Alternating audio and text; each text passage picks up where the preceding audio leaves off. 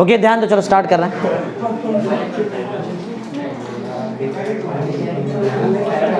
इधर देखो ये सब लोग, सबका ध्यान यहाँ पे है और 12 बोलने मत लगाना। आप स्टार्ट कर रहे लेक्चर, ध्यान दो। तो कल हम लोग ने हाइजीन थियरी वगैरह एकदम डिटेल में सब कुछ देखा था ना। हाँ, तो आज स्टार्ट करते हैं 21 क्वेश्चन। हाइजीन थियरी अलग है, हाइजीन प्रिंसिपल अलग है। एग्जाम का बहुत फेमस क्वेश्चन है, तुम्हारे इस टाइम के क्वेश्चन बैंक में है हाइजीन प्रिंसिपल। ध्यान से देखो बराबर। तो हाइजीन प्रिंसिपल क्या है, इसके बारे में थोड़ा बहुत कल तुमको बता दिया है, आज थोड़ा और आगे करते। देखो तो हाइजीन प्रिंसिपल बहुत सिंपल है। हाइजीन ने वेव फ्रंट याद है, वेव फ्रंट याद है, वेव फ्रंट। इधर देखो सब लोग ध्यान दो, इधर देखो सोर्स ना, सोर्स ऑफ लाइट। सब वेव्स एक जगह पे पहुंच, एक या ट्रांसवर्स वेव, ये बनता ये है, हाँ ये है वेव फ्रंट, वेव फ्रंट ना।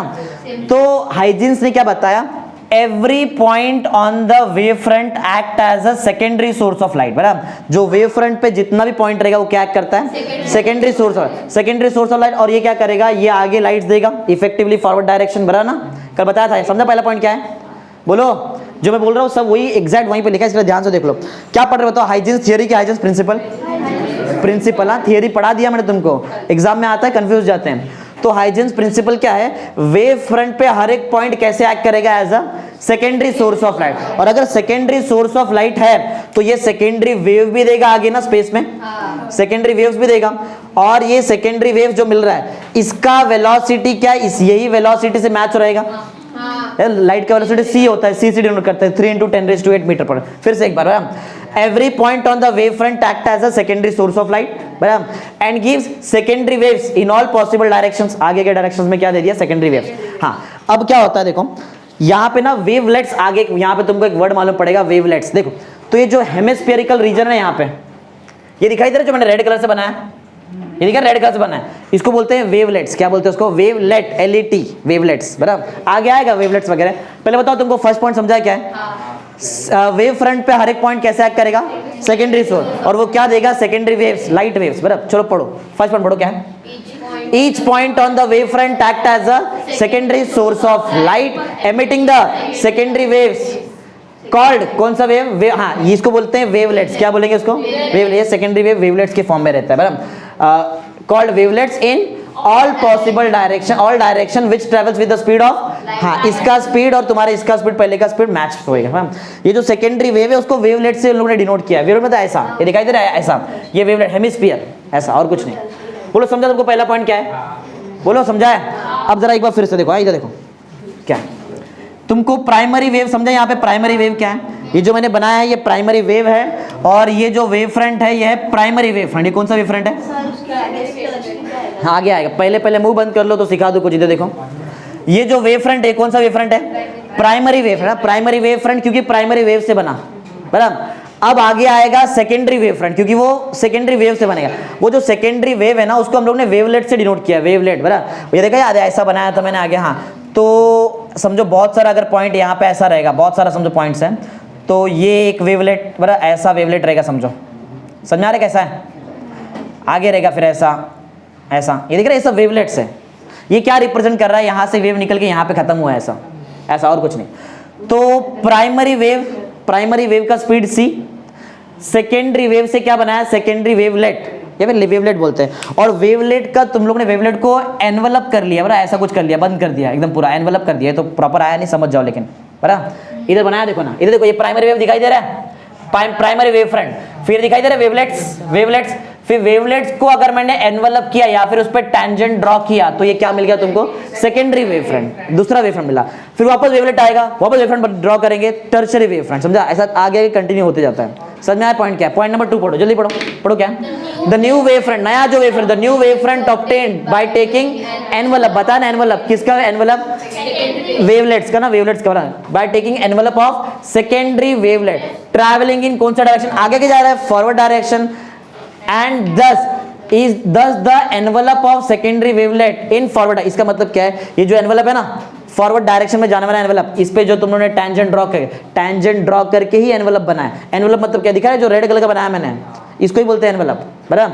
और ये छोटा छोटा ड्रॉ किया रहेगा ना, टैंजेंट ड्रॉ किया तो बड़ा आ गया तो कर्व आ गया ऐसा, कल भी क्या था, कल बड़ा वेव फ्रंट आया था इन्फिनाइट से ट्रैवल करके, उसका छोटा सा पार्ट याद है ना, प्लेन, छोटा सा प्लेन था वैसा। हाँ, तो ये भी अगर बड़ा देखेंगे तो कर्व रहेगा और छोटा रहेगा तो स्ट्रेट लाइन रहेगा, तो इसके लिए हम लोग वहाँ पे टैंजेंट देख रहे हैं ऐसा। और ये पूरा क्या है, एनवलप। एक बार फिर से देखो, पॉइंट ये था हाइजीन प्रिंसिपल का पहला पॉइंट, ये वेव फ्रंट पे हर एक पॉइंट कैसे एक्ट करता है, सेकेंडरी सोर्स ऑफ लाइट, और वो सेकेंडरी वेवलेट देगा या तो सेकेंडरी वेव देगा आगे डायरेक्शन में, सिंपल पहला पॉइंट। सेकंड पॉइंट है एनवलप करना पड़ेगा या तो टेंजेंट ड्रॉ करना पड़ेगा, किसमें, सेकेंडरी वेवलेट्स, तो तुमको क्या मिल जाएगा, सेकेंडरी वेव फ्रंट। समझा, सेकेंडरी वेव फ्रंट। ये जो सेकेंडरी वेवलेट है इसका स्पीड लाइट के स्पीड से मैच होता है, कि खुद लाइट ही तो है और क्या है, समझा।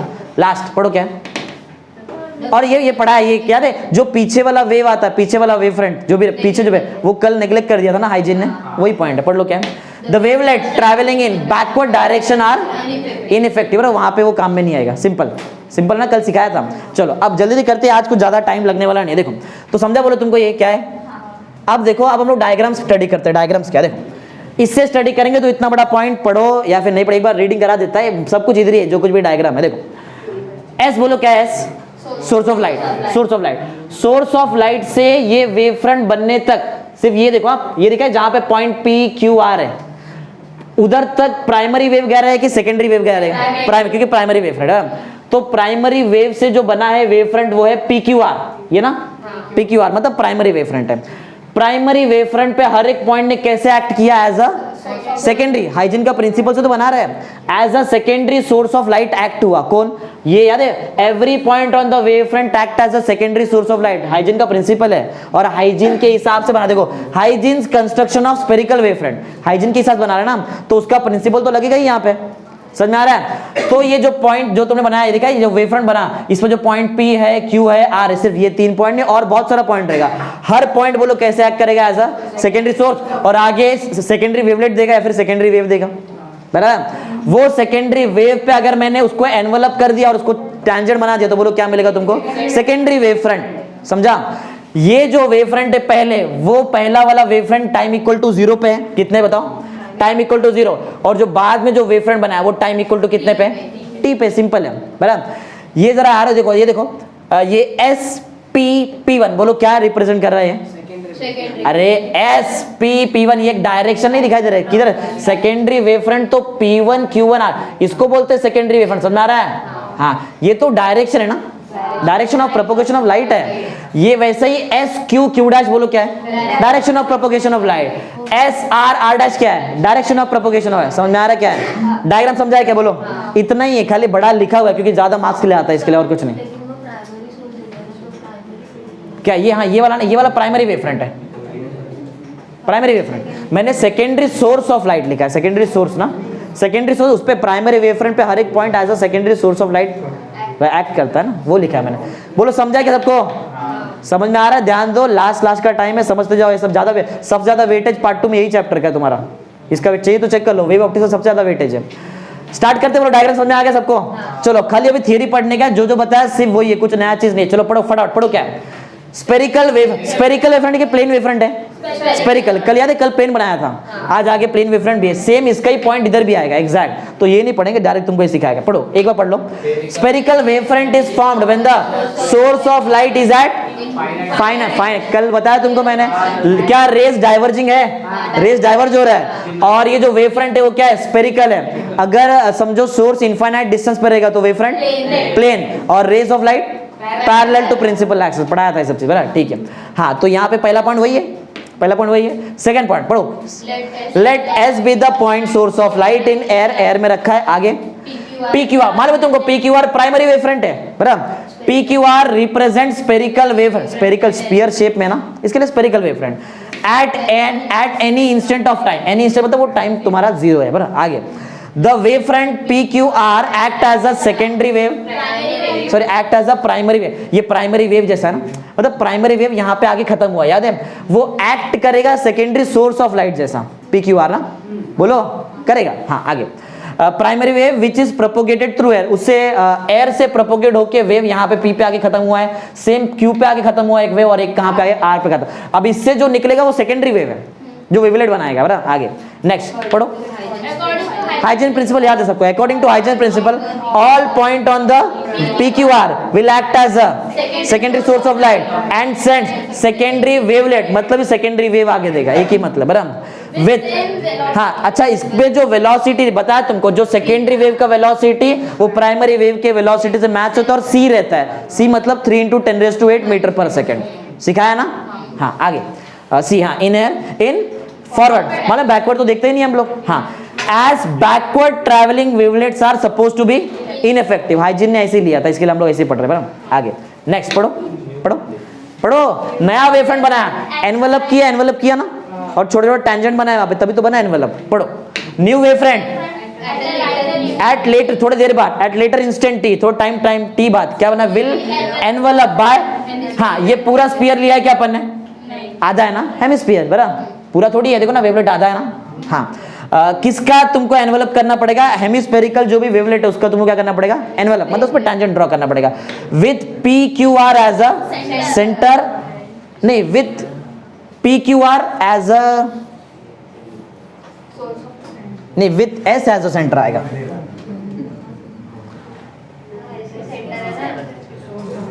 नहीं बराबर करेक्ट है संजीत, बात मत कर। इधर देख, ध्यान दो, इस पॉइंट का मतलब बताओ। इधर देखो, हम लोग ये देख रहे हैं, हम लोग ये वेवलेट की बात कर रहे हैं ना, ये दिख रहा है वेवलेट, ये जो हेमिस्फेरिकल वेवलेट है, बताओ इसका सेंटर क्या है, P है, बराबर है बराबर। ये जो वेवलेट है इसका बोलो सेंटर, हाँ तो राइट पॉइंट है, गलत नहीं बराबर। वेवलेट बताया कि वेवलेट पे तुम लोग एनवेलप बना रहे हैं, और वेवलेट का जो सेंटर क्या है वो PQR है ना, वेवलेट का सेंटर PQR है। वेव फ्रंट का सेंटर क्या है, S, वो जो वेव फ्रंट है, प्राइमरी वेव फ्रंट का भी सेंटर S है, सेकेंडरी वेव फ्रंट का, क्योंकि सब कॉन्सेंट्रिक आएगा ना, पढ़ा ना अपन, कॉन्सेंट्रिक लाइंस रहता है ऐसा। तो किधर थे हम लोग, हाँ PQR बराबर। और याद है एक बात बताओ, ये जो डिस्टेंस रहेगा ये कितना रहेगा, एक मिनट जरा ध्यान से देखो, इधर देखो वेवलेट, ध्यान दो इतना इजी नहीं है, ये दिख रहा है वेवलेट, एक बना देता हूं तो तुमको समझेगा। देखो ये जो वेवलेट है, ये वाला वेवलेट, इसका सेंटर बताओ P। अब जरा ध्यान से सोच के ना, मैथ से देखो, P से P1 जाने के लिए टाइम लगा कितना, T। कैसे हमारे T लगा, अरे इधर टाइम 0 था, देखो ना यहाँ पे टाइम कितना है, 0, यहाँ टाइम 0 है, 0 से T तक जाने के लिए कितना टाइम लगेगा, T टाइम लगेगा, राइट टाइम। P से P1 गए, टाइम लगा T, स्पीड था कितना C, बताओ ये डिस्टेंस कितना है, P1 डिस्टेंस कितना है बताओ, C इंटू टी, अरे speed is equal to distance upon time, speed is equal to distance upon time ना। मैं तुमको स्पीड बताओ, स्पीड हमारा C था, स्पीड कितना डिस्टेंस कवर कर रहे हैं, P1 का डिस्टेंस, टाइम लग रहा है T, बताओ ये P1 कितना आया, CT। एक्चुअल में जो P1 है ना, ये तुम्हारे वेवलेट का रेडियस है, जरा ध्यान से देखो, P1 तुम्हारा क्या है वेवलेट का, ये दिखाई दे रहा है, ये देखो ये रेडियस हुआ ना, अरे ये रेडियस हुआ बराबर है। हाँ तो अब जरा ध्यान से समझो, ये जो वेवलेट पे तुम लोग ने एनवेलप बनाया था, वो वेवलेट का सेंटर क्या क्या था, PQR, वो वेवलेट का रेडियस कितना है, CT। मैथ से नहीं समझा रहेगा ना, अरे बोलो समझा, ठीक है। तो किधर थे हम लोग, इधर ना, एज देखो पढ़ लो, ये पढ़ो एंड CT पढ़ो, CT and CT as the radius in the forward direction, आगे जा रहा है बराबर, आगे फटाफट, बैकवर्ड इनइफेक्टिव लिया यहाँ पे। हाँ क्या P1 है, P1 का डिस्टेंस निकाला ना अपन ने, CT बराबर क्या, अरे वही तो बताया था, ध्यान नहीं देते तुम लोग बताने के टाइम पे। ये P1 ही तो तुम्हारा रेडियस हुआ ना, ये स्फीयर का, इसका क्या रहेगा, ये रेडियस हुआ ना P1। अरे नहीं समझ में आ रहा है, ये स्फीयर का रेडियस क्या रहेगा, P1, डायमीटर इतना बड़ा रहेगा ना, ये रेडियस है ना बराबर, रेडियस इधर से इधर जाने टाइम कितना लगा, T, स्पीड था C, तो P1 formula speed is equal to distance upon time से कितना आएगा, CT। तो ये स्फीयर जो है, वेवलेट जो है, वो वेवलेट का जो रेडियस है वो कितना रहेगा, CT, वही तो लिखा है CT एज अ रेडियस, देखो इधर लिखा है CT as a radius forward direction में। ध्यान दो आगे, नेक्स्ट पढ़ो, क्या है पढ़ो जल्दी फटाफट खत्म करने का है। द सरफेस टेंजेंशियल टू, एक बात क्लियर बताओ, ये एनवेलप किससे बना रहेगा बताओ, छोटा टेंजेंट रहेगा ना, देखो ना थोड़ा देखो ऐसा, हर एक पॉइंट पे छोटा टेंजेंट बना रहेगा ऐसा, और पूरा एनवेलप बना है ऐसा बराबर। तो किधर थे, the surface tangential to all such hemispherical is an envelope tangential से बना है बराबर। एट दैट इंस्टेंट, अब इंस्टेंट बोलो कितना है इंस्टेंट, T है, पहले था टाइम 0, एनी इंस्टेंट बराबर। आगे फिर कहाँ थे, सच a surface is passing through, हाँ अब पास हो रहे P1 Q1 R1, पहले किधर से पास हो रहे थे, PQR तुम्हारा प्राइमरी वेवफ्रंट था, अब पास हो रहे P1 Q1 R1, वो है secondary wavefront, P1 Q1 R1 on the hemisphere touching all the, एक बात समझो, ऐसा सिर्फ PQR के सेंटर वाला हेमिस्फीयर नहीं, बहुत सारा हेमिस्फीयर है ना, बनाया मैंने इतना ही, समझा, बहुत रहेगा वहां पे, क्योंकि हर एक पॉइंट एक्ट कर रहा है सेकेंडरी सोर्स ऑफ लाइट जैसा। हाँ तो and touching all the hemisphere the surface is the new wave front eight that instant, एक टाइम टी पे तुम्हारे पास एक अलग वेव फ्रंट है, टाइम 0 पे प्राइमरी वेव फ्रंट था, बराबर समझा। एक लास्ट पॉइंट पढ़ लो, क्या है पढ़ो, बताया था ये पॉइंट बताया था, SP N लिखा है, SPP1 लिख देते हैं, बराबर SPP1, और आगे पढ़ो SPQ1, और दूसरा SPR1, बराबर तुमको मालूम है SPP1 SQQ1, हाँ ये SRR1, ये क्या है, ये direction of propagation of light है ना, फॉरवर्ड डायरेक्शन में लिखा है, देखो shows the direction of propagation of spherical wavefront, मतलब भी लाइट है और कुछ नहीं हमारे केस में, समझा। अरे इजी है, पहले सिखा दिया, जस्ट रीडिंग किया अपन ने, सेम ऐसा ही यहाँ पे एग्जैक्ट सेम पॉइंट लिखा है, रीडिंग करने की जरूरत नहीं, एग्जैक्ट सेम पॉइंट है, हम लोग खाली ये देखें, इधर देखो सेम वही लॉजिक इधर लगाओ, PQR वाला जो वेवफ्रंट है, कौन सा वेवफ्रंट है, प्राइमरी रहेगा, इस केस में क्या तुम्हारा रेज ऑफ लाइट पैरेलल है, पैरेलल है ना, तो पैरेलल रे ऑफ लाइट मतलब ऑब्जेक्ट किधर है, इनफाइनाइट डिस्टेंस, तो इधर लिखा, पहला पॉइंट खाली पढ़ो, पहला पॉइंट पढ़ो बस, the is obtained when the point of मतलब जहां पे हम लोग देख रहे हैं, the point of observation is very far away from the primary source, जहां से सोर्स है उससे ये डिस्टेंस बहुत दूर है, बराबर समझ में आ रहा है, ठीक है, बाकी तो सेम पॉइंट है। चलो एक बार फिर से जल्दी रिकैप मारो, PQR कौन सा वेवफ्रंट, प्राइमरी वेवफ्रंट, PQR को सेंटर लिया और क्या बनाया, वेवलेट्स, वेवलेट मतलब सेकेंडरी वेव, क्योंकि प्राइमरी वेवफ्रंट पे हर एक पॉइंट कैसे एक्ट करेगा, as a secondary source of light, और आगे के वेव्स देगा, बराबर। वेवलेट पे हमने छोटे छोटे टैंजेंट बनाया, उससे एनवलप बन गया, एनवलप जो है दिखाई दे रहा है एनवलप, उसको वो तुम्हारे लिए क्या है, सेकेंडरी वेवफ्रंट, बोलो नाम क्या है सेकेंडरी वेवफ्रंट का, P1 Q1 R1, सिंपल है बराबर, पहले जैसे ही है, बराबर। अच्छा बताओ फिर से, ये जो तुम्हारा वेवलेट्स है, इसका सेंटर क्या क्या रहेगा, 3 वेवलेट का बताओ, P रहेगा, Q रहेगा, R, और अगर वेवलेट को प्रॉपर कंप्लीट किया तो रेडियस बोलो कितना आएगा, P1 का आंसर वही CT ही आएगा ना, अरे उतना आएगा, थोड़ा अलग थोड़ी आने वाला है, स्पीड ऑफ लाइट थोड़ी चेंज होता है, C तो वही रहता है, बराबर ना। ये वेवफ्रंट कितने टाइम पे था, टाइम 0, जैसे यहाँ पे था टाइम 0 पे, ये जो न्यू वेवफ्रंट बना इसका टाइम कितना है, टाइम t, तो उतना ही हुआ ना, बराबर हुआ, सिंपल है ना, सिंपल है। चलो ये तो थ्योरी था, इजी है, अभी चालू करते हैं डेरिवेशन, थोड़ा डेरिवेशन डिफिकल्ट है, स्टार्टिंग से एकदम ध्यान देना, देखो देख के लगता रहेगा तुमको क्या हो रहा है यहाँ पे, देखो एक बार रफ बनाता है यहाँ पे, रफ देखो, एंगल नहीं समझा क्योंकि तुम्हारे टेस्ट में एक्सप्लेनेशन नहीं है उसका, कुछ भी एंगल किधर से आ रहा है कुछ नहीं मालूम यहाँ पे, आधे एंगल तो दिए ही नहीं है वहाँ पे, तो एक बार अच्छे से देख लो तो ही तुमको, और एग्जाम में इसका आने का चांस बहुत ज़्यादा है, ये एग्जाम में बहुत बार आ भी चुका है, ये एक्चुअल में तुम्हारे जो चैप्टर है, 2 चैप्टर को मिला के बनाया, लास्ट ईयर ऐसा 2 अलग अलग चैप्टर था, तो उसमें ये एक रिफ्लेक्शन एक रिफ्रैक्शन दोनों में से एक डेरिवेशन आता ही था, इस बार तुमको रिफ्रैक्शन निकाल दिया, बचा यही रिफ्लेक्शन, तो ध्यान से देखना भी, देखो तो ये डायग्राम मैं फिर से एक बार बनाता है, बराबर एकदम एग्जैक्ट नहीं आएगा लेकिन समझ जाओ, डायग्राम समझो, तुमको एंगल सिखाने के लिए बता रहा हूँ, बाकी तो मैं डेरिवेशन करके, ध्यान दो सब लोग एकदम अच्छे से देखो। तो मेरे पास मैं क्या सिखाने जा रहा हूँ, तुमको बता रहा हूँ रिफ्लेक्शन, याद है हाइजीन ने रिफ्लेक्शन एक्सप्लेन किया था, हाइजीन ने ऐसा हाइजीन का रिफ्लेक्शन का एक्सप्लेनेशन है, ऐसा किया, देखो कैसा करते, देखो बोलो ये क्या है बताओ, रिफ्लेक्टिंग सरफेस XY नाम दिया, बराबर, रिफ्लेक्टिंग सरफेस का नाम क्या है XY, वेवफ्रंट आएगा, वेवफ्रंट है ना, हाइजीन क्या यूज किया, वेव थियरी, तो वेवफ्रंट आएगा, कि रे ऑप्टिक्स लगाऊं, वेवफ्रंट लगेगा, वेवफ्रंट मतलब ये plane wavefront, plane loop plane wavefront, light कहां से बताओ, इसमें लाइट कहां से आता रहेगा, इन्फिनिटी डिस्टेंस, देखो ध्यान दो एकदम अच्छे से, ये आया प्लेन वेवफ्रंट, ये जो मैंने बनाया बोलो क्या ये, बराबर प्लेन वेवफ्रंट, लाइट आ रहा है, PQ ये तुम्हारा इंसिडेंट है, बराबर इंसिडेंट ना, लाइट आया ना, ऐसा जिधर भी लाइट इंटरैक्ट करता है बोलो उधर क्या बनता है, नॉर्मल बनता है ना, इंटरैक्ट किया ना लाइट, हाँ, इंसिडेंट रे और नॉर्मल के बीच का एंगल बताओ, एंगल ऑफ इंसिडेंस, बराबर। अच्छा थोड़ा दिमाग लगाओ, अगर ये एंगल आए तो बताओ ये वाला एंगल कितना है, बोलो जल्दी, 90 माइनस आए, अगर ये एंगल 90 माइनस आए है तो ये एंगल बोलो कितना है, रीजन करस्पॉन्डिंग एंगल, 10वीं सब लोग पढ़ के आए ना, सबको आता रहेगा, ये है 90 माइनस आए, बराबर है, बराबर, ये ऐसा दिया नहीं, इसके लिए देख लो एक बार अच्छे से, बराबर, ये समझा इतना, ठीक है, ये हो गया समझा इंसिडेंट वेवफ्रंट। अब ये जैसे ही इंसिडेंट वेव फ्रंट यहाँ पे लगे, जरा एक बार एक क्वेश्चन का आंसर दो, दोनों ने अपना जर्नी साथ में चालू किया था, देखो इधर से दोनों ने साथ में चालू किया, लेकिन पहले किसने इंटरैक्ट किया सरफेस से? पी वाले ने। देखो ना इजी है, तो दोनों ने अपना जर्नी साथ में चालू किया, जब पहले इंटरैक्शन का टाइम आया तो पहले पी इंटरैक्ट कर रहा है ना, पी वाला इंटरैक्शन कर दिया, अभी भी क्यू हवे में, बराबर। जब ये यहाँ से रिफ्लेक्ट होकर निकलेगा तो जाके वहाँ पे वो इंटरैक्ट करेगा ना, ऐसा। तो देखो कैसा आएगा, ये रिफ्लेक्टेड रे आएगा ना ऐसा, अरे ऐसे आएगा ना, ऐसा आया ऐसा गया, सिंपल हो रहा। तो ये रिफ्लेक्टेड तुम्हारा, ये P तो इसको नाम देता हूँ P डैश, ये Q से आया तो ये डायग्राम सिखाना, बाकी डेरिवेशन तो करेंगे हम लोग।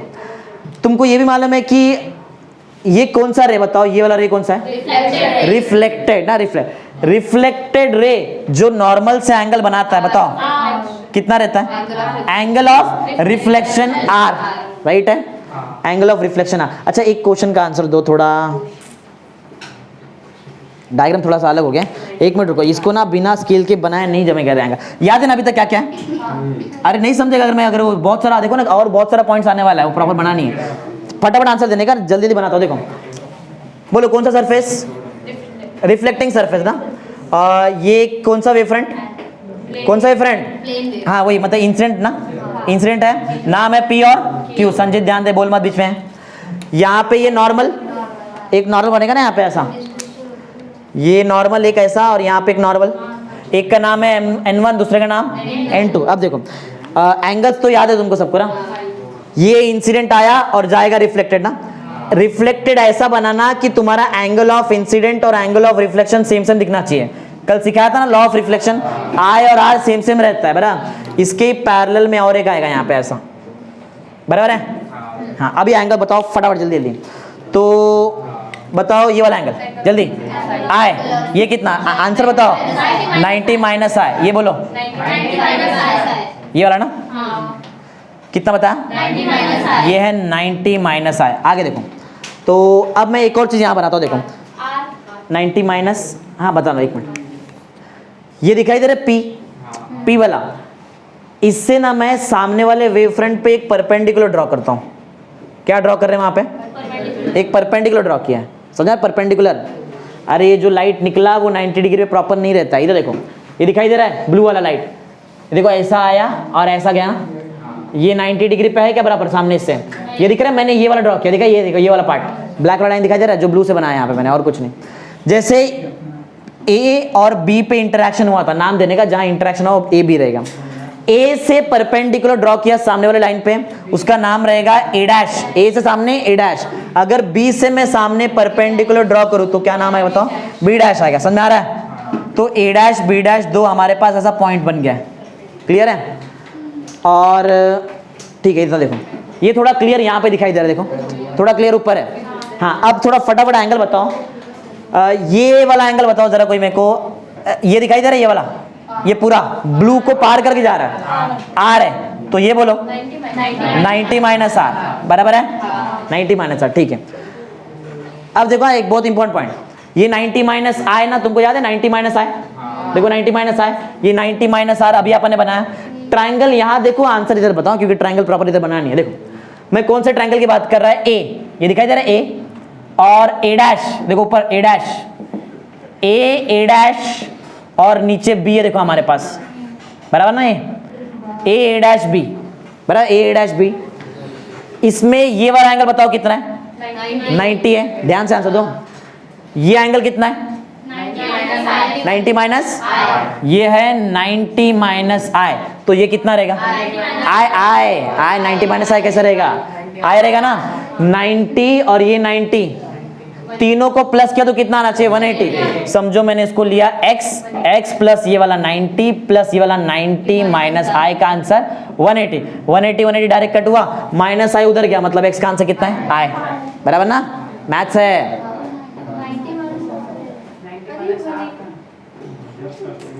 क्या हुआ? वहां किधर है, नाम बताओ, वहां नहीं समझेगा। A, अरे मैंने ये ध्यान नहीं दिया तुम बराबर से। मैंने ट्रायंगल कौन सा लिया है? A डैश B, और 90 माइनस आर वाला जो एंगल है वो ब्लू वाले लाइन और नीचे वाले सरफेस के बीच में है ना। मैं ब्लू वाला लिया है क्या, मैंने ये दिखा है ए डैश, ये ब्लैक से लिया है पूरा। जरा ट्रायंगल ध्यान से देखो, ट्रायंगल नहीं देख रहे तुम ध्यान से, आँख चेक कराओ फिर पहले जाके। तो ये आई वाला, ये जो दिख रहा है जो मैंने यहाँ पे एंगल बनाया वो आई वाला एंगल है। देखो मैंने आई यहाँ बनाया, ए डैश ए और बी जो मैंने निकाला भी, ए डैश ए बी, ये एंगल आई है। देखो यहाँ पे आई लिखा है, एंगल प्रॉपर से लिखा हुआ भी है, दिखाई दे रहा है। हाँ एक और ऐसा, एक और जिसको नहीं समझा एक और बार देखो, एक और बार। जैसे मैंने ए डैश बी निकाला है, इधर देखो साइंटिस्ट लोग बीच में बोलो मत। वैसे मैं एक और ट्रायंगल लेता हूँ, एक और ट्रायंगल, क्योंकि दो परपेंडिकुलर ड्रॉ किया था ना। एक और ट्रायंगल बताओ, जैसे ए डैश का वैसे बी डैश वाला ट्रायंगल, 90 डिग्री वाला ट्रायंगल। देखो ए लिया ए और ये बी डैश और बी। यहाँ ध्यान दो, जिसको उधर नहीं समझा एक बात समझ लो। यहाँ पे ए से बी डैश मतलब ब्लू वाला लाइन ना, बराबर। बी डैश से बी मतलब वो ब्लैक वाला लाइन, और नीचे ए बी तो बराबर है। ये 90 था, ये 90 तुमको याद है। देखो ध्यान से देखो, ये ब्लैक वाला लाइन देखो, नीचे का ब्लैक वाला लाइन, और बताओ एंगल कितना है। अच्छा तुमको ये वाला एंगल नहीं मालूम ना अभी तक, ये वाला एंगल हमको x ले लेते हैं। जरा b डैश a और b चेक करो, b डैश a b, ध्यान से देखो, b डैश a b कितना है, b dash a b 90 minus R ना, 90 माइनस आर, ये है 90 माइनस आर, फिर से वही 90 माइनस आर, और ये बताओ कितना आएगा फिर r ना। अरे ऐसी तो पहले भी तो मैंने आया निकाला, 90 माइनस आया था तो सामने वाला आया, अब 90 है, 90 माइनस आर है तो आर आएगा, बराबर। देखो प्रॉपर, एक थोड़ा जरा ध्यान से देखो तो तुमको क्लियर दिखाई देगा वहां पे किधर क्या क्या लिखा है मैंने, बराबर। बोलो समझा है क्या, समझा। दो ही ट्रायंगल मेरे काम का है, ए डैश बी, बराबर, और दूसरा थोड़ा बना ही वैसा है वो, ए बी डैश बी। ध्यान से देखो, एग्जाम में आने का भरपूर चांस है इस डेरिवेशन का, आएगा तो कम से कम 4 मार्क के लिए। ये सिर्फ डायग्राम था, ये सिर्फ डायग्राम एक्सप्लेन किया। बोलो समझा है क्या। अब जरा पॉइंट समझो और डेरिवेशन कर दो। देखो तो बताओ पी क्यू क्या है तुम्हारा, इंसिडेंट वेव फ्रंट, और P dash Q dash reflected wave front, बराबर ना। हाँ तो आई से 90 माइनस आई, बराबर, आर से 90 माइनस आर, 90 माइनस आई से इधर का एंगल करस्पॉन्डिंग एंगल से 90 माइनस आई, उससे हमने एक आई निकाला, फिर एक 90 माइनस आर से सामने वाला आर निकाला। देखो 4 एंगल है, बराबर, ये सब सिखाया हुआ है, बराबर। दिखा दिया तुमको यहाँ पे कैसा है, देखो भी निकालो ग्रुप से, इधर देख जरा ध्यान से अच्छे से देख, बराबर। डायग्राम समझा क्या, बोलो समझा डायग्राम। तो अभी देखो इसका डेरिवेशन इतना इजी है, इसमें तुमको 10th का ज्योमेट्री लगाना पड़ेगा। देखो ध्यान से, तो बताओ दोनों वेव्स क्या एक ही टाइम पे चालू हुआ स्टार्टिंग पे, लेकिन जब देखो यहां से आप पी क्यू को जरा ध्यान से देखो, पी क्यू जब आया बताओ पहले किसने इंटरैक्ट किया, पहले पी ना, ए पे किया। जब पी वाला, ये दिखा है, ये पी वाला वेव, ये पहला वाला वेव जहां पे जब इसने नीचे टच कर दिया है, अब भी क्यू वाला किधर है, कहां है, नाम बताओ, ए डैश पे, बराबर है। ध्यान दो, ये पॉइंट उसमें लिखने वाला हूं इसके लिए। पी वाला वेव ने यहाँ पे इधर टच मार दिया, तभी भी तुम्हारा क्यू वाला कहां पे बताओ, अभी भी ए डैश पे। अब देखो जब तुम्हारा पी वाला वेव ए से जाएगा बी डैश, कितना जाएगा ए से, देखो जब जितना टाइम उसको लगेगा ए से बी डैश पहुंचने में, उतना ही टाइम ये क्यू वाले वेव को लगेगा ए डैश से बी पहुंचने में। ये समझा क्या, बताओ, यही पॉइंट सबसे मेन है। ये पहले इंटरैक्ट इधर हो गया, क्यू वाला अभी भी हवे में ए डैश पे, बराबर। जितना टाइम ये वाले ए डैश से यहाँ पे बी पे आने के लिए लगेगा, उतना ही टाइम में तुम्हारा ये वाला वेव ए से बी डैश तक चले गया, क्योंकि फिर से जर्नी तो साथ में ही चालू करेंगे ना यहाँ से। समझ में आ रहा है, जरा दिमाग लगाओ, समझा पॉइंट क्या है। Time required by the wave to cover distance A dash to B ना, ए डैश से B is equal to the distance covered in same time from A to B dash. मतलब ए डैश बी और ए B dash क्या दोनों same रहेगा distance, distance same. क्यों distance same, क्योंकि speed of light तो change होता ही नहीं है, बराबर। स्पीड डिस्टेंस वो रहेगा ना, ct, अभी देखा ना, पर ct निकाला, speed is equal to distance upon time. अरे निकाला था ना यहाँ पे, याद है क्या। हाँ, डिस्टेंस कितना मिलेगा तुमको, ct मिलेगा अगर t टाइम में गया रहेगा तो। देखो ध्यान से फिर से एक बार, मैं 2 ट्रायंगल में आता हूँ और वो 2 ट्रायंगल को जरा ध्यान से देखो, क्योंकि इसके बिना नहीं सॉल्व कर पाएंगे हम लोग। चलो फटाफट एक एंगल बता जाओ मेरे काम का, जो एंगल है सब। पहले बताओ आई क्या एंगल है, एंगल आई का नाम बताओ, ये आई क्या रहेगा, angle P A N one ना, एन वन ऊपर ना, angle P A N one कितना बोलो, आई ना, ये आई आया था, याद है, डेरिवेशन सिखा रहा है। पी ए आई का answer, P A N one का आंसर आई, क्योंकि ये आई है, इसके लिए 90 माइनस आई भी आया है। नाम बताओ, देयरफॉर एंगल पी ए एक्स, करेक्ट, पी एक्स सीख लो एक बार में ही, पी एक्स कितना 90 माइनस आई, एक एक सीखते जो एंगल बताया सब एक बार फिर से रिकैप हो रहा है। आई का हो गया। एक बात और, क्योंकि ये 90 माइनस आई है तो और एक 90 माइनस आया था करस्पॉन्डिंग एंगल से, याद है, इसके लिए देयरफॉर बताओ करस्पॉन्ड, ये वाला ना एंगल कौन सा वाला है, देखो ये ऐसा है, जो बड़ा ब्लू वाला लाइन और ये ब्लैक वाला लाइन, ए डैश से चालू करेंगे, ए डैश या फिर क्यू, तुम्हारी मर्जी, क्यू वैसे काम में नहीं आएगा, ए डैश से करते हैं, ए डैश बी ए लो या फिर एक्स ना, वो लीनियर पैर में आता ना, सेम एक डैश में करते ना, बोलो क्या, therefore angle A dash B A 90 minus I, ये भी रहेगा, सीख लो एक बार में, अच्छा 4 मार्क है एग्जाम में। ये हो गया, आई का काम हो गया। अब आर पे आओ, आर का नाम बताओ, देखो रेड वाला लाइन और ब्लू वाला लाइन ना, ध्यान से देखना, एंगल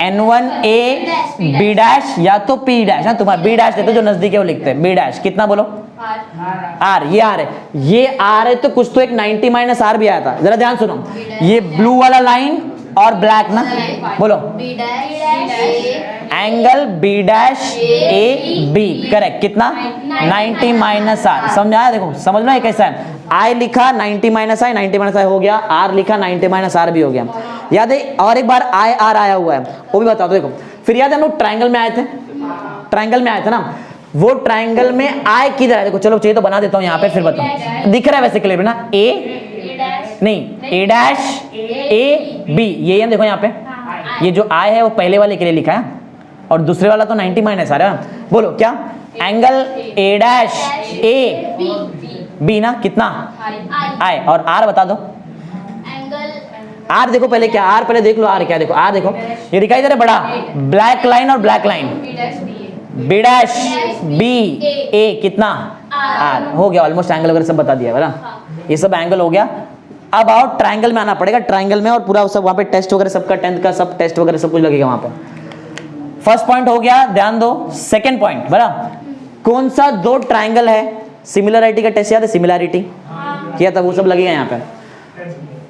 दो ट्रायंगल बताओ जिसको मतलब सॉल्व करने वाला बताओ, इन ट्रायंगल ए नहीं, हमेशा 90 बीच में आना चाहिए, ए डैश बी, ये एक ट्रायंगल है, ए डैश बी, देखो 10th सिखा रहा है, कुछ नया नहीं है। एंड दूसरा triangle A B dash B, ये दूसरा ट्रायंगल है, ये दो ट्रायंगल है, इसमें से एक एंगल तो कॉमन एंगल, सॉरी कॉमन नहीं, एक एंगल 90, ईच एंगल 90, बोलो कौन सा है वो, यही हो गया ना। अरे एक एंगल 90 देखो ना दोनों में, मेरे को सिमिलर प्रूफ करना है बराबर ना। हाँ तो यहाँ पे एक बताओ कौन सा एंगल है, कौन सा एंगल 90 है, एंगल ए, बोलो ए डैश बी, ये 90 डिग्री का है, और एक 90 डिग्री का है, ये कॉन्ग्रेंट टू एक और आएगा ना, बोलो कौन है वो, angle A B dash B. समझ आ रहा है क्या, 90 वाला बात कर रहे हैं 90, रीजन बताओ क्या है, ईच 90 डिग्री किया था ना सर 10th में, वैसे ही सेम, ये एक 90 हो गया, मतलब ए हो गया ना, ए हो गया, ए मतलब angle, SS test, SS test याद है ना, वो सब लगेगा यहाँ पे। ये ट्रायंगल में एक और चीज देखो जरा, साइड ये दिखाई दे रहा है नीचे वाला, ये साइड दोनों ट्रायंगल में आता है, कॉमन साइड देखो ना, ए बी तुम्हारा ए डैश बी में भी आता है, ए बी तुम्हारा ए बी डैश बी में भी आता है, बोलो कौन सा segment, segment A B congruent to segment, वही ए बी, रीजन बताओ, कॉमन साइड किया हुआ है ना ऐसा, कॉमन साइड, बड़ा समझ आया कैसे किया। हाँ आगे दूसरा एंगल बता दिया, एक साइड बता दिया, और एक साइड का थियरी मैंने तुमको बता दिया, याद है, देखो ध्यान से देखो, जितना टाइम ए डैश से बी में आने लगा है उतना ही टाइम ए से बी में जाने लगा है, मतलब वो दोनों डिस्टेंस सेम सेम है बराबर ना, वो भी कॉन्ग्रेंट हो गया, सेम मतलब कॉन्ग्रेंट बराबर। बोलो क्या बताओ कौन कॉन्ग्रेंट है, सेगमेंट, सेगमेंट पहला ट्रायंगल क्या था हमारा, ए डैश, राइट है, फिर ए डैश कॉन्ग्रेंट टू, बोलो क्या, सेगमेंट ए डैश ना, नहीं सॉरी गलत हो गया, ए डैश बी लो, और दूसरा A B dash B congruent to segment, बोलो ए बी डैश, रीजन याद है, रीजन याद है क्या है? बराबर, टाइम रिक्वायर्ड जो भी रहेगा। अच्छा ये तो ऐसा लिख सकते हो डायरेक्ट, ईच डिस्टेंस जो है वो c इंटू टी है, दोनों ct है ना, दोनों डिस्टेंस ct है अगर ध्यान से देखेंगे तो साइड और ए ना, मतलब एस ए एस टेस्ट से वो तुम्हारा ट्राइंगल सिमिलर हो गया ना। तो देयरफॉर वो इतना डिटेल में लिखने की जरूरत नहीं, डायरेक्ट देयरफॉर कौन सा ट्राइंगल, और वो मत लिखो, वो दिया भी नहीं, मैं तुमको समझा रहा बस खाली। ट्राइंगल बोलो कौन सा है? A dash B is similar to, triangle बोलो कौन सा आएगा? ए बी डैश, जो लिया था वही ना। एक बार ट्राइंगल तुम्हारा सिमिलर हो गया तो तुम लोग वहां पे उसका टेस्ट लगा सकते हैं, करस्पॉन्डिंग एंगल ऑफ CACT याद है? Corresponding angle of similar triangle, बराबर, या तो CSST लगा सकते हैं करस्पॉन्ड। लेकिन मेरे को साइड्स का जरूरत नहीं, मैं रिफ्लेक्शन में ना, रिफ्लेक्शन में याद है क्या सबसे मेन चीज होता है रिफ्लेक्शन में?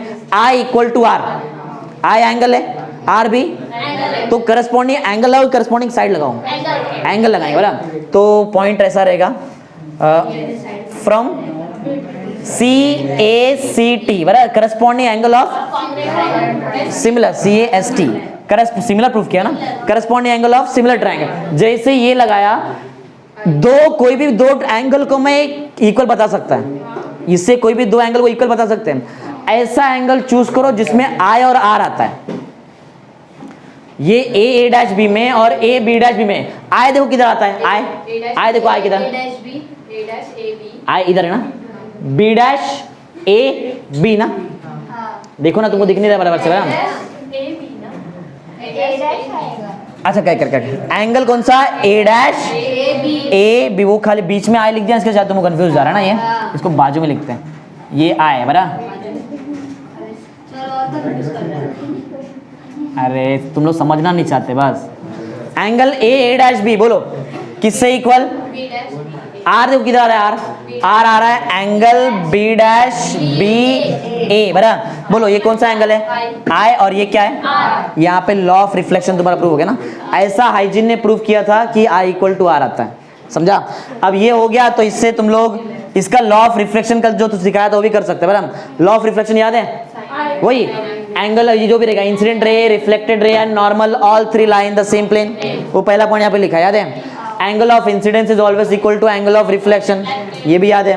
और याद है हाँ, जो इंसिडेंट रे है और जो रिफ्लेक्टेड रे वो नॉर्मल के आजू बाजू रहता है, वो भी हो गया। समझा कैसे किया है? बोलो समझा है? चलो आगे बढ़ते, थोड़ा ध्यान दे दो, सीख लो, फीस भरा है ना, ऐसे ही देखे जाने का फीस मेरे को। फिर पढ़ो नेक्स्ट, क्या है पढ़ो?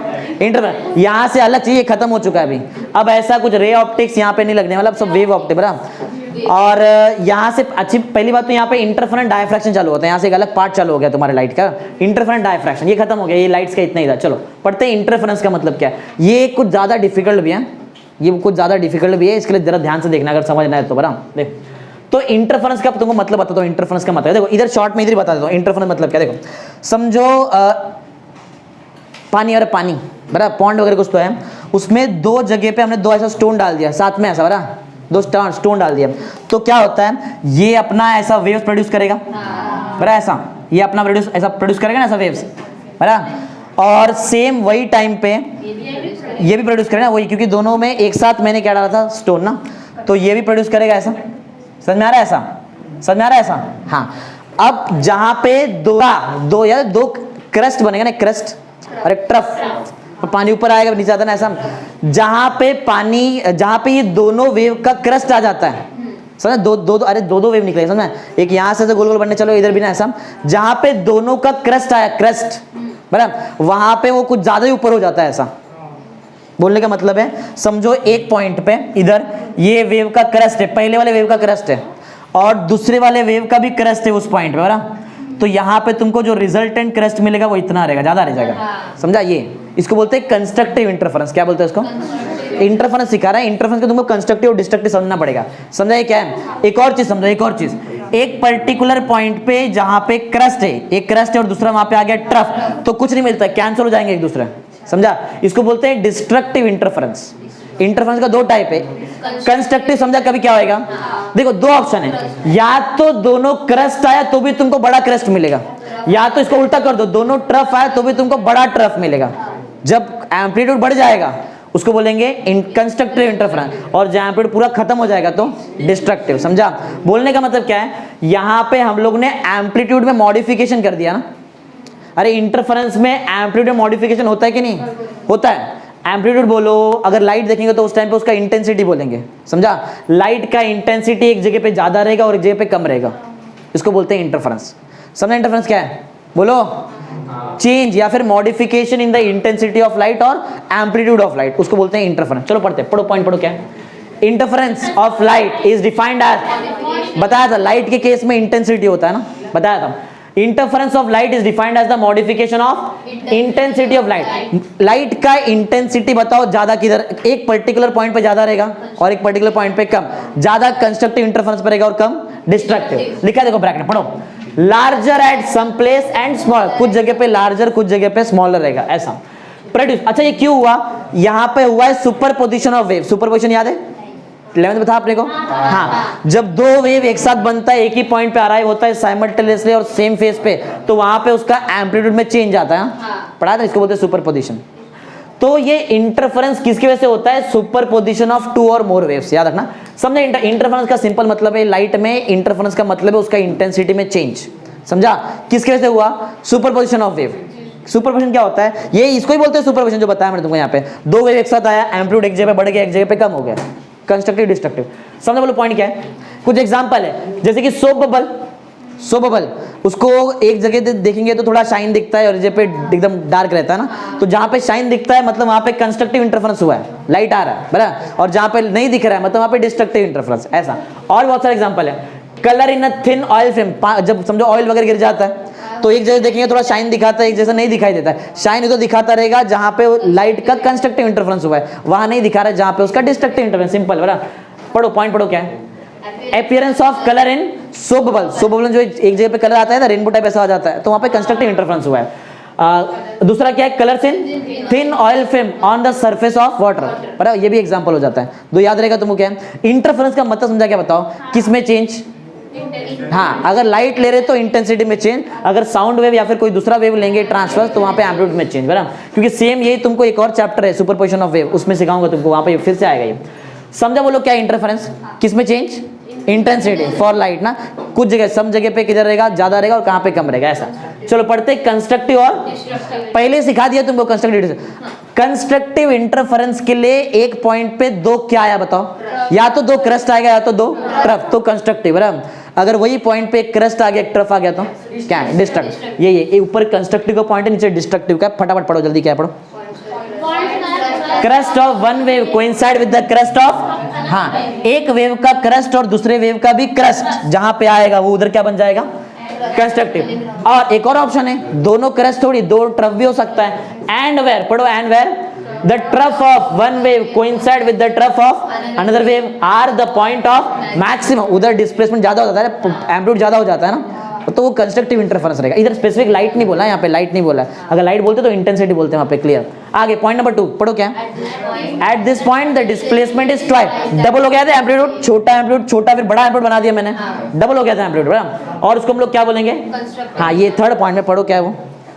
This are the points of, इसको बोलेंगे पॉइंट्स ऑफ कंस्ट्रक्टिव इंटरफेरेंस। ऐसे ही डिस्ट्रक्टिव भी रहेगा, बराबर। पॉइंट पे बोलो क्या आएगा पर्टिकुलर पॉइंट पे? क्रस्ट और ट्रफ, बराबर। पॉइंट पढ़ लो, पढ़ो क्या है point? Points where the crest of one wave is coincident with the trough of another wave are the point of zero. इधर कुछ हुआ ही नहीं, जीरो डिस्प्लेसमेंट, एम्पलीट्यूड मिला ही नहीं तुमको, समझ में आ रहा है? पढ़ो क्या है? This are the point of destructive. समझा क्या है? बोलो।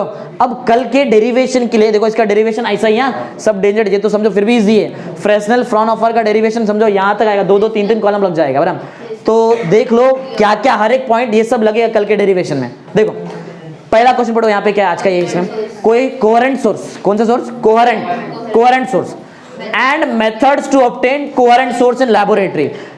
बता देखो यहाँ पे दिखाई दे S1 S2, ये कोहेरेंट सोर्स का एग्जांपल है। और डायग्राम है, हाँ, यहाँ पे ये रियल सोर्स, वर्चुअल सोर्स, ये भी कोहेरेंट है। कैसा है बताऊंगा, अभी जस्ट के लिए याद रखो, ये दोनों बोलो कैसा सोर्स है? कोहेरेंट। ये दोनों भी कैसा है? S1 S2। S जो है S वो मेन सोर्स ऑफ लाइट है, और S1 S2 क्या है तुम्हारे लिए? कोहेरेंट। कोहेरेंट का मतलब तो देखो बाद में देखते हैं कोहेरेंट मतलब क्या है। चलो देखते हैं कोहेरेंट, पढ़ो क्या है कोहेरेंट? पढ़ो कोहेरेंट क्या है? Two sources which emits wave of same, मतलब सेम फ्रीक्वेंसी का, कुछ कंडीशन है, क्या क्या होना चाहिए? सेम फ्रीक्वेंसी का वेव निकलना चाहिए, कांस्टेंट फेज डिफरेंस होना चाहिए, इंडिपेंडेंट ऑफ टाइम, टाइम के हिसाब से नहीं, समझा ध्यान से। पहला बताओ, पहले क्या होना चाहिए? Same frequency.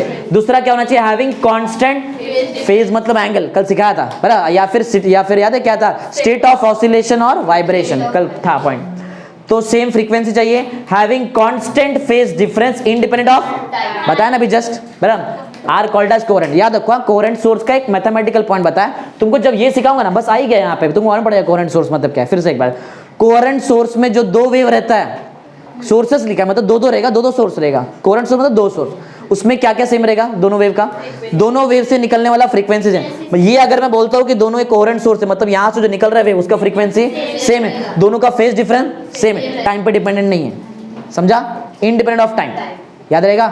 चलो और देखते हैं कौन से मेथड से ये कोहेरेंट सोर्स बना सकते हैं। इंपॉर्टेंट पॉइंट है, इंटरफेरेंस डायफ्रैक्शन बहुत ज्यादा मार्क के लिए आता है।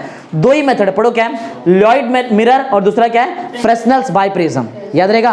पहला बताओ क्या? पहला लॉयड मिरर बराबर और दूसरा फ्रेस्नेल। दोनों आज ही देखेंगे, लॉयड भी देखेंगे और फ्रेस्नेल भी दिखा दूंगा, फ्रेस्नेल वगैरह क्या होता है देख लो, डायग्राम में देख के लगता रहेगा कैसा लॉजिक है, ध्यान से देखना। ये लॉयड मिरर और फ्रेस्नेल्स बाइप्रिज्म से क्या कर सकते हैं हम लोग? कोहेरेंट सोर्स बना सकते हैं। समझो मतलब तो क्या है पहले समझा?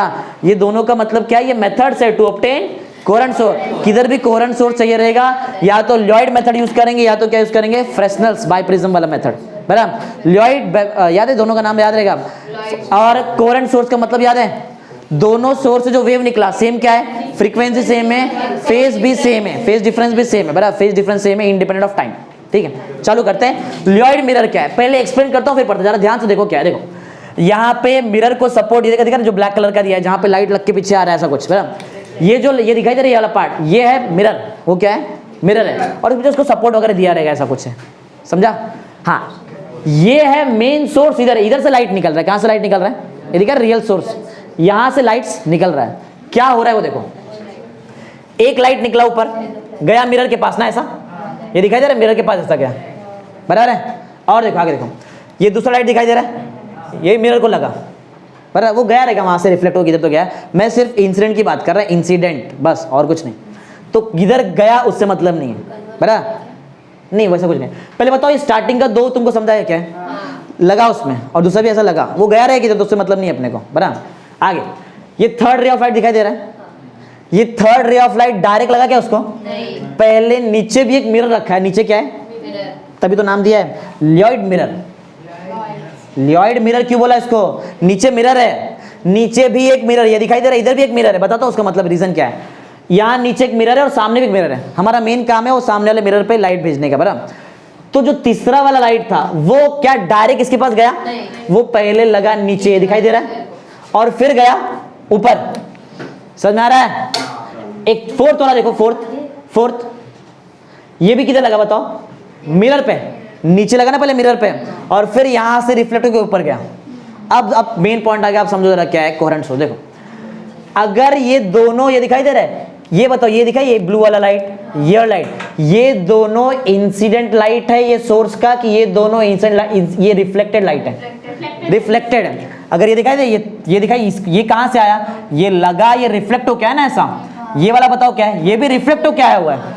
तो ये दिखाई दे रहा है तुम्हारा थर्ड और फोर्थ एक्चुअल में क्या है? नीचे से मिरर से रिफ्लेक्ट हो क्या है। अब देखो अगर मैंने इसको पीछे प्रोजेक्ट किया बराबर, पीछे लिया, पीछे ऐसा बराबर, इसको भी पीछे लिया बराबर ऐसा, तो यहां मालूम पड़ता है कि दोनों इधर आके मीट हुए बराबर। अगर ये मिरर यहां नहीं होता तो ये दोनों लाइट इधर से निकला रहता ना। समझ में क्या बोल रहा है? अरे जमा क्या, ये देखो ये ऐसा, ये नीचे ऐसा लगा और यहां से ऐसा होके गया ना, मिरर था तभी तो रिफ्लेक्ट होके गया ना वहां पे। एक एजम्पशन कर रहे हैं यहाँ पे, देखो एजम्पशन ये है कि अगर ये मिरर नहीं होता तो ये दोनों लाइट जो आगे जा रहा है, ये इधर से, ये सोर्स से आया रहेगा, इधर कोई सोर्स रहेगा उससे आया था ये लाइट, अगर मिरर नहीं होता तो।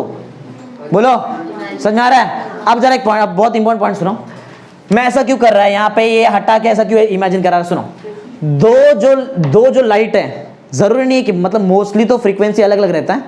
फ्रीक्वेंसी कैसा रहता है? अगर सेम फ्रीक्वेंसी मिल भी गया, फ्रीक्वेंसी सुनो तो पूरा, अगर सेम फ्रीक्वेंसी मिल भी गया तो फेज डिफरेंस कांस्टेंट नहीं रख सकते तुम लोग।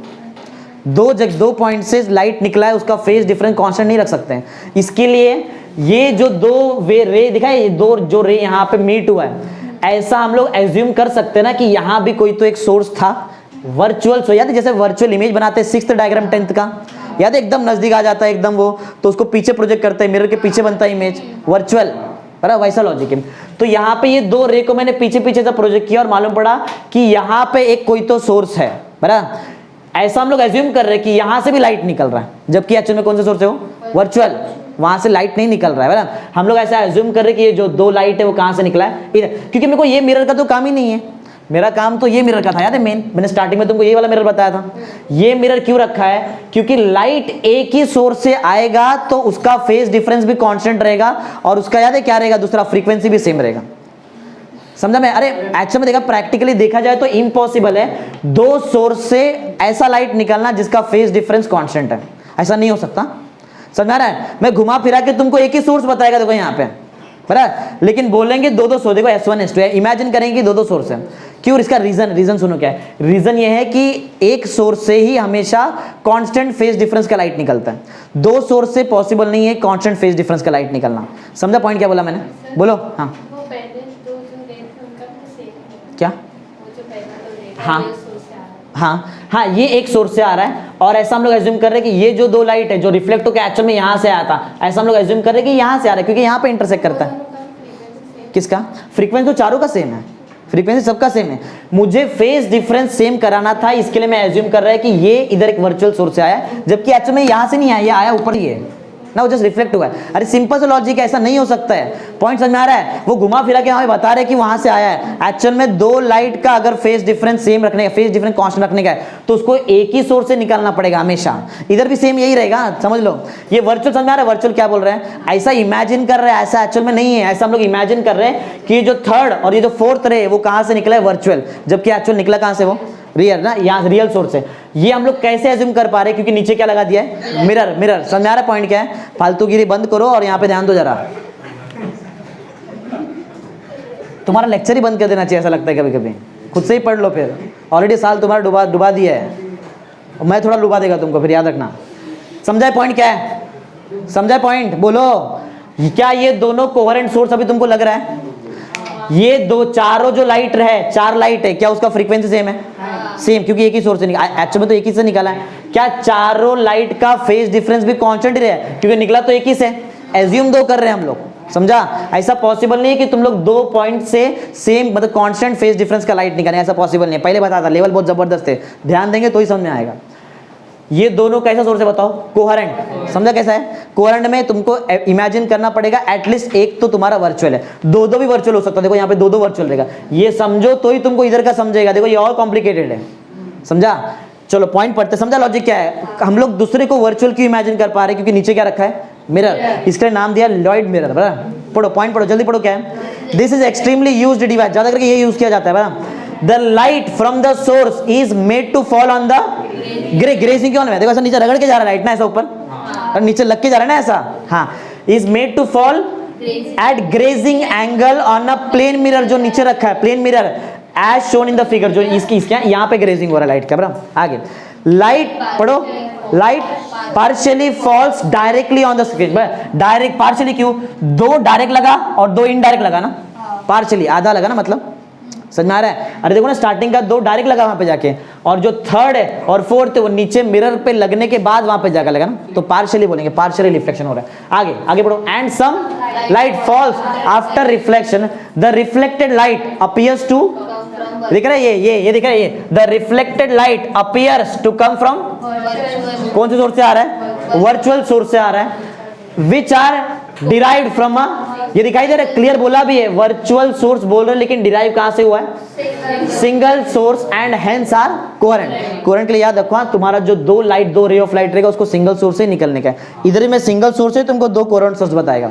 समझा रहे पॉइंट कैसा है, चलो पढ़ते हैं। तो समझा तुमको ये डायग्राम क्या है, बहुत सिंपल सा है, दो लाइट को डायरेक्ट मिरर पे डालो और तीसरा चौथा को नीचे से रिफ्लेक्ट करके ऊपर लेके जाओ, और जो तीसरा चौथा रिफ्लेक्ट है उसको पीछे प्रोजेक्ट करो, एक पॉइंट पे जहां मीट हुआ वहां पे तुम्हारा क्या रहेगा, वर्चुअल। इमेजिन कर रहे कि यहाँ पे सोर्स है, एक्चुअल में वहां पे नहीं है, बराबर। समझे इमेजिनेशन क्यों किया, क्योंकि दो रहेगा तो ही तो कोहेरेंट आएगा, दो रहेगा तो कोहेरेंट आएगा, एक से कोहेरेंट नहीं होता है। समझा पॉइंट। आओ ये दो, ये एक सोर्स, ये एक सोर्स, इमेजिन किया ना ऐसा, हाँ क्या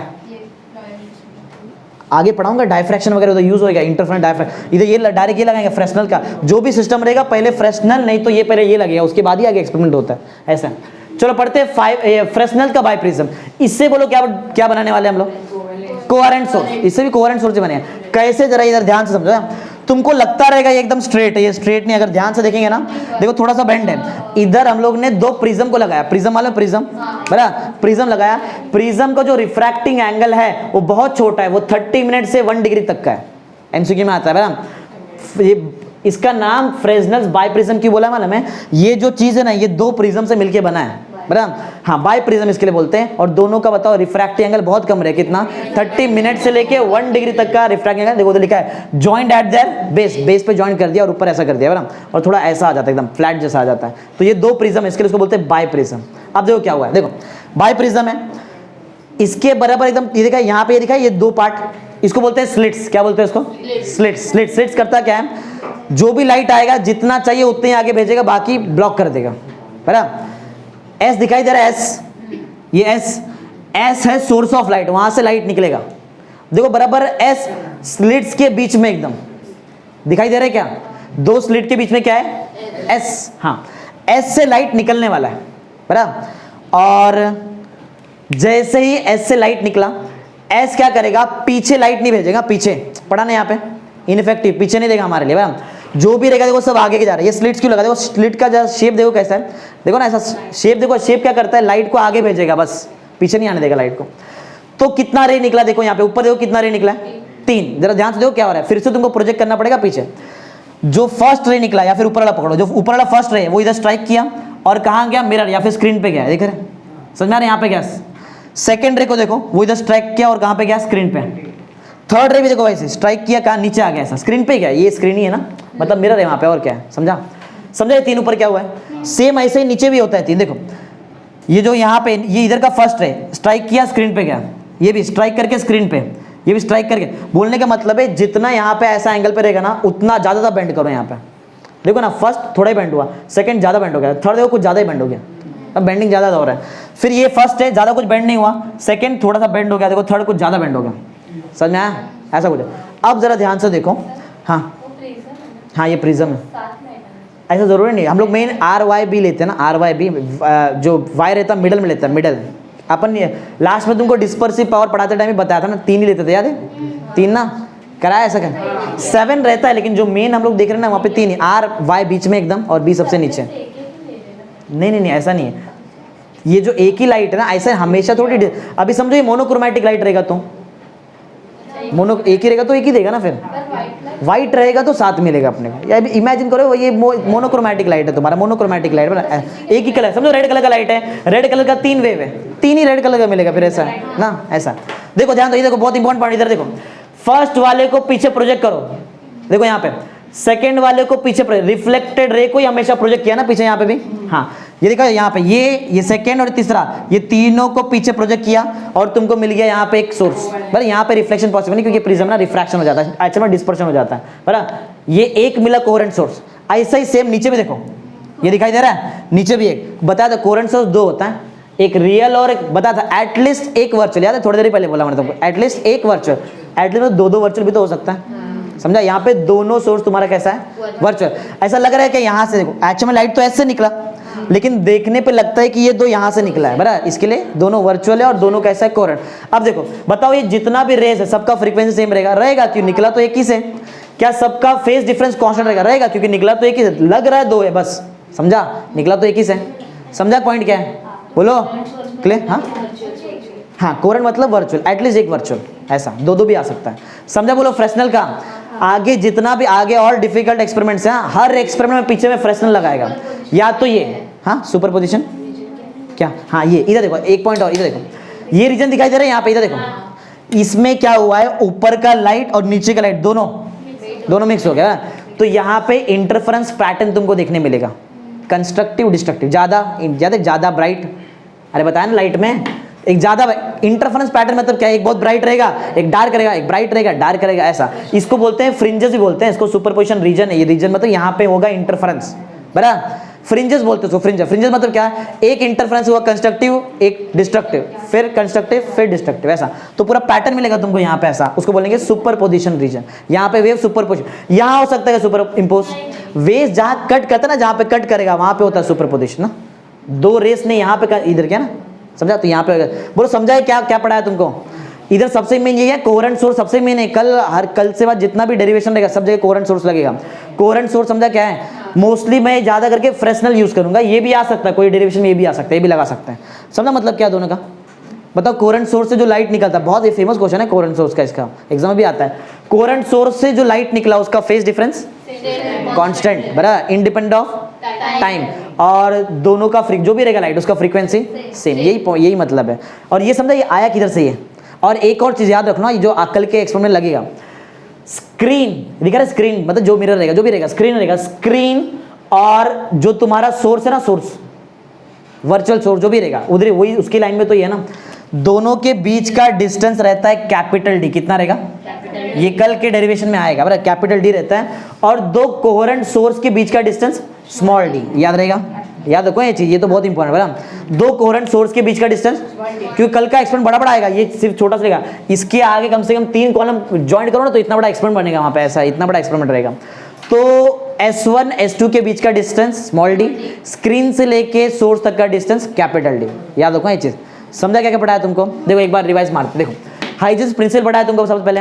हाइजेंस प्रिंसिपल था कि जो वेव फ्रंट है, प्राइमरी वेव फ्रंट या फिर जो भी रहेगा, उसमें हर एक पॉइंट कैसे एक्ट करेगा, सेकेंडरी सोर्स ऑफ लाइट और आगे वेवलेट देगा, फिर सेकेंडरी वेव देगा जिसका स्पीड प्राइमरी से मैच होता है, बराबर, सी रहता है। हाँ, फिर आपने देखा कि एक बार सेकेंडरी वेवलेट बन गया, उस पर एनवलप करो, टेंजेंट ड्रॉ करो, तुमको मिल जाएगा सेकेंडरी वेव फ्रंट, बराबर, ऐसा। और हम लोग पीछे वाला जो बैकवर्ड जो भी वेव फ्रंट रहेगा उसको इनइफेक्टिव लेते हैं। फिर स्पेरिकल समझा कैसे बना है?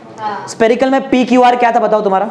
सेंटर ऑफ वेवलेट्स ना, और वही तुम्हारा प्राइमरी वेवफ्रंट भी एक्चुअल में देखा जाए तो, बराबर। और वो जो तुम्हारा जो स्फीयर है, वेवलेट वाला जो पार्ट है, उसका रेडियस कितना है?